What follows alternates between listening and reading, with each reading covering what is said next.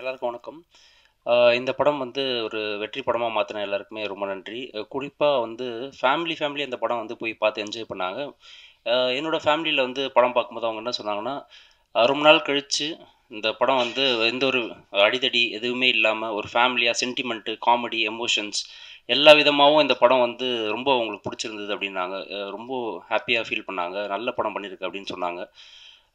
So இது வந்து Gokul sir வந்து பத்தி சொல்லியே ஆகணும். அவர் வந்து இந்த படம் நிச்சயமா வந்து ஒரு எவ்வளோ ஹார்ட் ஒர்க் போட முடியுமோ நான் போட்டுருவேன்.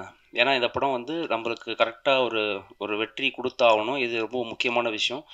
அத தாண்டி அவர் ரொம்ப டெடிகேட்டடா ரொம்ப ஒர்க் பண்ணாரு. எல்லா டிபார்ட்மெண்ட்லயும் போயிட்டு அவரே உட்காந்து அதாவது சிஜியா இருக்கட்டும், இல்ல வந்து எல்லா டிபார்ட்மெண்ட்ல அவர் போய் அவ்வளோ டெடிகேட்டடா உட்காந்து ஒர்க் பண்ணி இந்த படம் வந்து இப்படி ஒரு மாத்திருக்காரு. ஆ அவர் வந்து இந்த படம் வந்து சொன்னது என்னன்னா, இது வந்து ஒரு ஹோப் குடுக்குது இந்த படம். அதுதான் ரொம்ப முக்கியம். எல்லாருக்கும் பார்க்குறவங்களுக்கு ஒரு ஹோப் குடுத்தே ஆகணும் அப்படின்றது சொல்லியிருந்தாரு.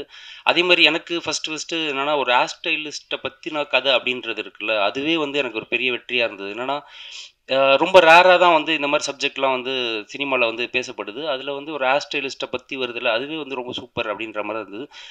பாலாஜி அவர பத்தி சொல்லணும்னா, அவருக்கு ஒரு ரொம்ப பெர்ஃபார்மன்ஸ் விஷயமா நெறையா வந்து அவரு பேசப்பட்டாரு இந்த படத்துல.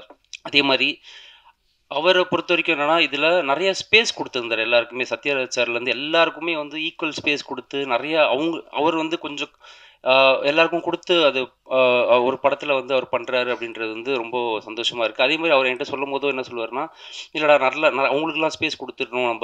நம்ம அதிகமா பண்ணக்கூடாது." அப்படின்றது வந்து அவர் சொல்லிட்டே இருப்பாரு. கரெக்ட்டா அது வந்து இது ஒர்க் ஆயிருந்தது. ஐஸ்வரி கணேஷ் சார் வந்து ஒரே ஒரு விஷயம் தான் கேட்டாரு. என்னன்னா, "படம் நல்லா வந்திருக்காப்பா?" அப்படின்னாரு. "சார் நல்லா வந்திருக்கு" அப்படின்னேன். அவ்வளோதான். அப்படி வேற எதுவுமே அவர் கேட்கவே இல்ல இந்த படம் விஷயமா. ஃபைனலா வந்து படம் பார்ப்பாரு அவ்வளோதான். நடுவுல எந்த விதமாவும் வந்து இது கிடையாது. நான் கடைசியா ஒரு படம் பார்க்குறது மட்டும் தான் வந்து இருக்கும் அந்த படத்துல.